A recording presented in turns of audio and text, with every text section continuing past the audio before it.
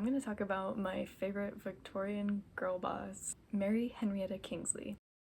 She was born in London in 1862 to her father George Kingsley and her mother Mary Bailey, who was George Kingsley's family cook.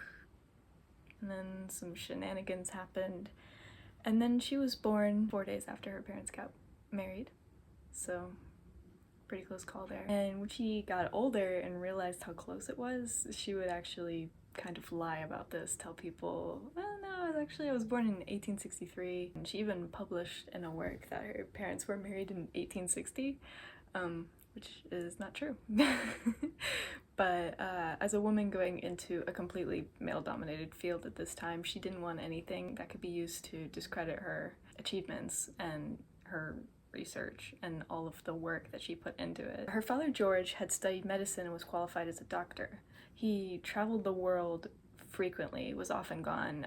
He was gone once for, I believe, 3 years at a time, which is kind of cringe when you have like children and your wife is bedridden. But anyway, so George Kingsley was a personal physician to tons of different like noblemen, earls and dukes and whatnots, and he went on these trips with them all over the world for these long extended periods of time for medical reasons, like to wait on them, as well as to do like sports with them, to go hunting and shoot stuff. Mary once said that he would shoot just about everything there was to shoot, other than fellow men.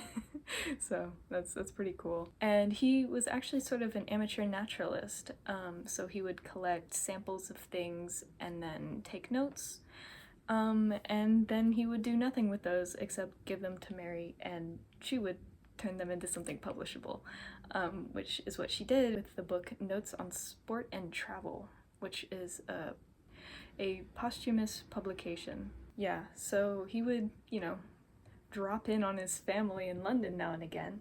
And when he did come, he found that Mary was very eager to listen to all of his stories of traveling the world and all the things he'd seen, all the plants and animals, as well as the different types of people, different cultures, things like that. Her mother was bedridden. She had some sort of chronic fatigue disease. It's not really clear. Her mother was bedridden, and Mary Kingsley was expected to look after her pretty much 24/7 and wait on her. And that is what she did for pretty much the first 30 years of her life, which is kind of crazy. Her mother also had a lot of paranoia, so the windows would often be shuttered, which just made for a dark prison, essentially, for Mary Kingsley, who just wanted to see the world but never was allowed. What she could do was read all of her father's books, because he had an extensive library of all sorts of travel memoirs and like books about geography, natural sciences, and exploration,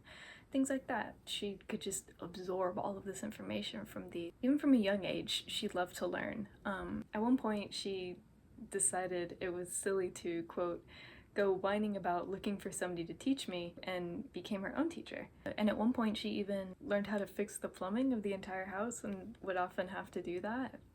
So she was basically seen as all sorts of a housekeeper, just doing everything physical around the house, while her mother was stuck in bed, and her brother, I don't even know what he did, I'm not gonna lie. And she always thought it was unfair that she couldn't get an education, because her father didn't see it fit for a woman to get an extensive education. He didn't think that was really her role, and so she never had a formal education, really.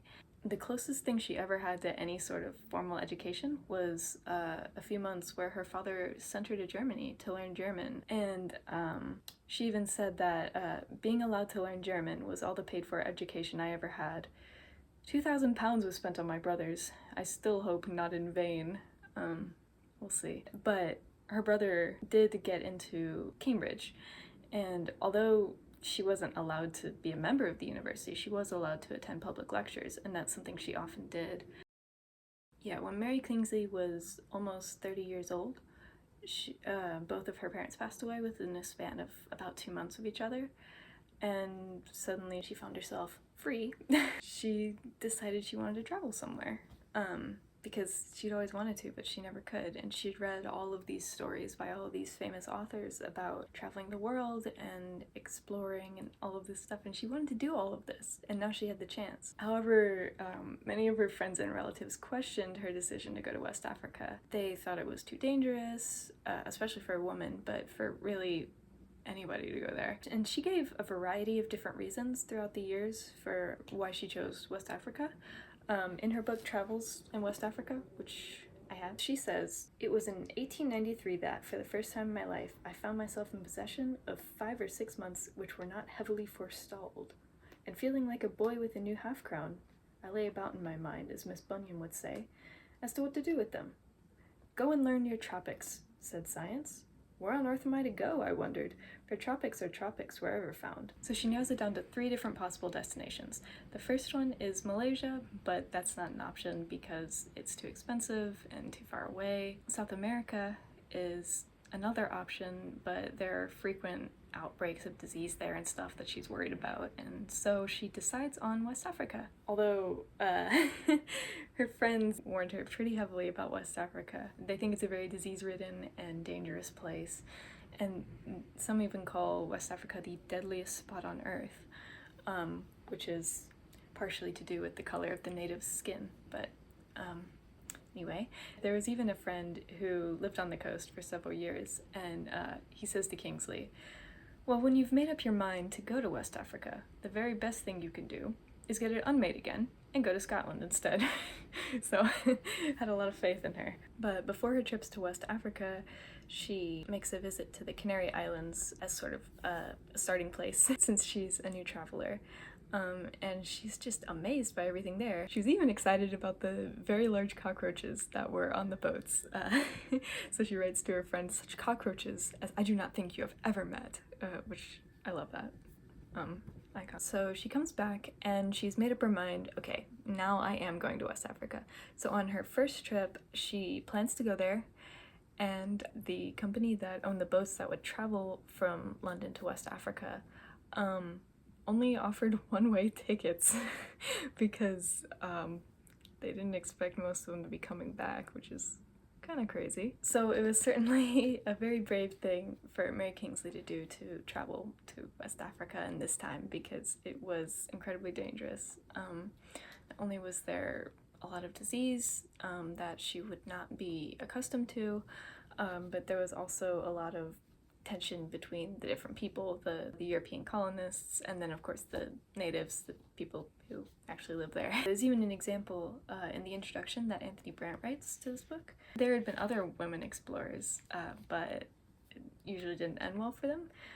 One example is a wealthy Dutch heiress who traveled extensively in Africa, and then her guards tied her up, cut off her hands, and left her to die in the desert. So, kind of cringe, honestly. A big reason for her travel was that she was very, very interested in the native people who lived in these regions of West Africa, and she wanted to find out more about their native cultures and beliefs and all this kind of stuff. So she thought the best approach would be to bring items to trade, because it's a universal language and it can get you a much better relationship with them than bringing in, you know, guards and weapons and missionaries. So that was the approach that she took, was through trade. Even on her first trip, she recognized that their belief systems were not any more inferior or primitive to something like Christianity or Islam. So this first trip was pretty brief. She spent a lot of time with like government officials and stuff like that, not as much time out in the bush as she would have liked to. So this was a fairly short trip. At the end of the journey, she went back to England with her bag full of dead beetles and dried fish.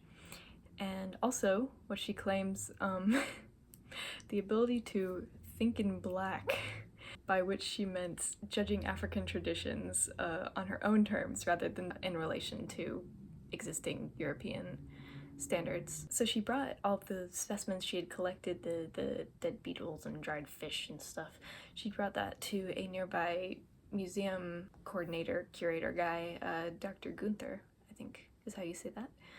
And he liked them a lot. He welcomed her as a fellow naturalist, despite the fact that she was a woman in a time when this wasn't really a woman's work. He even suggested that she return to West Africa on behalf of the museum to search for more specimens and bring some actual equipment, you know, not just whatever amateur stuff she had, and look for some particular species of freshwater fish that are in the French Congo back then. And so on her return from this first trip, she went back to an apartment that she shared with her brother, Charlie. And in typical British fashion, she piled it full of all sorts of amulets and charms and animal masks and just all kinds of stuff she took from Africa. I assume she traded for it. Maybe she just stole it, I don't know. But my favorite of these things is a 3-foot tall wooden Nkisi, which is an African power figure. It's just a spiritual object. His name is Mavungu, and he's very handsome. And she just put him at the end of a hallway, so imagine getting up in the middle of the night and Mavungu. Which he was supposed to be sort of terrifying, you know? The point of them was to be these figures imbued with power and strength. Mavungu is a Congolese Nkisi Nakandi, which is an object inhabited by a spirit. It was actually stolen by Portuguese colonists and given to her, but she believed it to be the only figure in England, or all of Europe even, that still retained its power because it had a band of coagulated human blood that holds its power. So, go Mavungu. I stan Mavungu.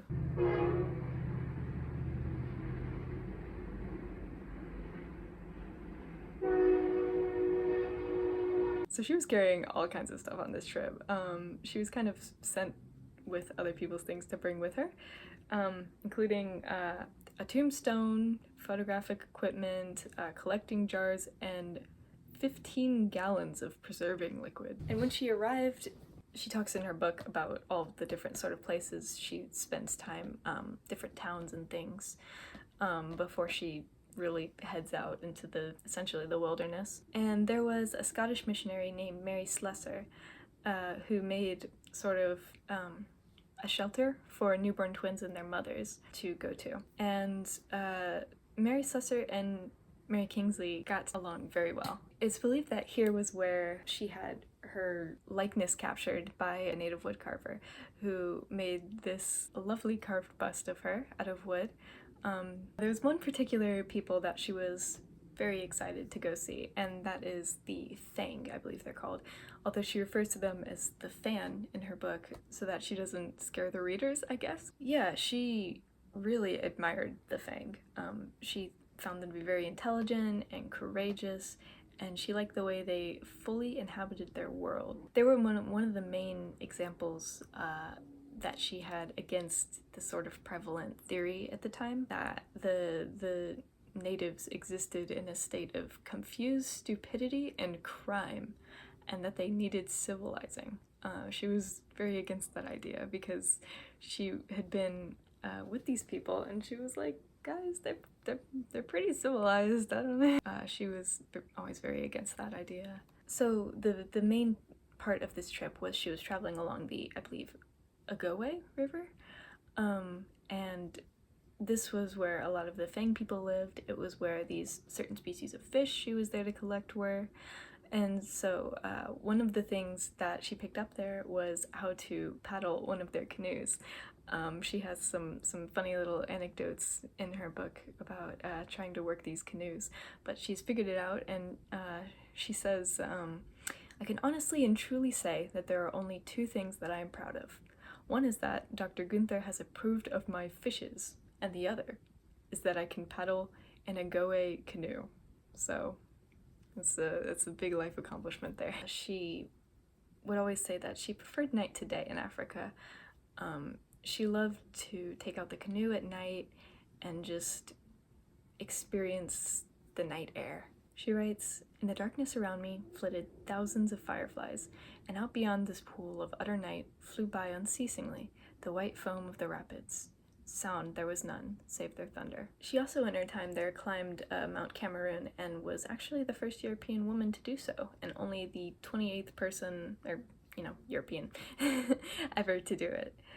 So, girl boss. Something Mary always wanted to do in her writing was to offer advice to potential adventurers that would eliminate stereotypes surrounding Africa. She says that all the books she read really were only a small portion of what she experienced going there. And so she would write about the customs of these people in detail, and sort of to give more context to them, because sometimes people would just write little snippets and bits that they picked up, and it really wasn't the full story of what those people's customs were. She had some dangerous encounters with the wild animals while she was there as well, which is very amusing in her book. And she writes that despite this, she wouldn't want to hurt an animal. She says, "I am habitually kind to animals, and besides, I do not think it is ladylike to go shooting things with a gun." So, icon. So one night she was just sleeping in her tent and she heard a lot of noise happening outside, and so she goes out to investigate because they'd been having trouble with one of the dogs. And she went out there and it was fighting a leopard, and so she threw a chair at it and it worked. Scared off the leopard. So, girl boss. There was one instance where an alligator even chose to get his front paws over the stern of my canoe and endeavored to improve our acquaintance, which she was not a big fan of. And so she smacked him with her oars a few times. She says that he was only a pushing young creature who had not yet learned manners. So, you tell him, Mary. So when she returned from West Africa in 1895, she found that she was hailed as a new woman because she was a daring traveler, and she did not like that. So even through all of her quote-unquote masculine achievements, she still wanted to remain very feminine, because that's what was acceptable at this time period. And so she she wore a full huge puffy Victorian blouse and skirts and everything everywhere she went in Africa. And now I can go back to that one where she talks about it. Okay. And she claims that she never wore trousers because you have no right to go about in Africa in things that you would be ashamed to be seen in at home. Icon. Her biographer, Catherine Frank, says that a long digression could be devoted to the controversy over whether or not Mary ever wore trousers, because there were a few times, heartbreakingly, that she may have when it was more practical. For example, she needed something that would be tied around her ankles so that she could go in leech-infested water and they couldn't just, swim up her legs. So, still iconic. Still girl boss. Mary did not think it was the place of a woman to make a lot of noise in public and, try to make changes and stuff. She didn't want parades and protests and that kind of thing. She wanted slow, steady, quiet progress. A lot of the reason she tried so hard to retain this feminine identity that would be acceptable in the Victorian era was because she didn't want criticism that would overshadow all of her achievements while she worked in a predominantly male profession. She didn't want to really cause a scandal. She just kind of wanted to go home and study everything, write her book, study her specimens, etc. She didn't really want to agitate social reform for women because she would have become an easy target from critics and it would discredit all of her accomplishments. And she would just be seen as an irrational militant feminist, and she did not want that. She kind of wanted her hard work that she was in so much mortal danger for to actually be respected as science and not just the ramblings of some crazy lesbian or something. She would, however, speak on behalf of the West Africans. So she would, hold talks about them and lectures and everything, sort of talking about her observations. Ideally, in Kingsley's view, the African culture and traditions would be respected and left untouched by the British, mainly because it would keep social stability in order. So when the Anglo-Boer War starts, Mary Kingsley, who had essentially been practicing medicine her entire life, goes to the War Office and is like, hey, I want to go help. I want to go be a nurse. And they were like, yeah, we don't want you, and also this war is going to be over in no time anyway. Which, spoiler, it wasn't. But eventually they changed their mind. And part of the reason she wanted to go was to get away from her brother, who basically just treated her as a housekeeper because that was the role she had had basically his whole life. So she was also anticipating this war to be pretty short, and once it was over, she planned to sail northwards to the thousands of square miles of dark forests, swamps, and mountain ranges of West Africa, and go to Lake Chad and see the great rivers which come from 1,000 miles away. Unfortunately, that would never happen. So in her nursing work, she was caring for prisoners of war. She had over 100 patients just to herself, and the conditions were, although initially she was kind of unsure about being a nurse, she actually found herself very connected to the people that she was helping, the prisoners of war. But eventually she realized that she was sick and beyond being cured. And so she asked the main doctor he could arrange for her to be buried at sea in the African coastal waters that she loved so much. This was arranged, and when she did pass away, there was a full military sea burial for her. So the inscription on her coffin actually says that she died at age 35. This isn't true. She died at age 37, but since she lied about her birthday, they thought she was a different age. So there's actually 3 species of fish and I think a beetle named after her, which is pretty cool. And her letters to a close friend of hers, Alice Stopford Green, sort of highlighted the conditions that the prisoners of war and the Boers in general were facing, and led to government action because she was protesting and getting the public's attention in all of this. She also has a rich legacy in the field of tropical medicine and inspired tons of women travelers and travel writers, and just all kinds of fields of women doing things that they were told they weren't allowed to do in this time period. She was also responsible for getting rid of a lot of the stereotypes that faced West Africans and people who were being colonized in general. She fought against a lot of those stereotypes, fought for their rights, their right not to just be completely controlled by the Europeans. I don't know how to do an outro. So yeah, that's a little bit about my favorite Victorian girl boss, Mary Kingsley. Hopefully you learned something. Remember to be a girl boss.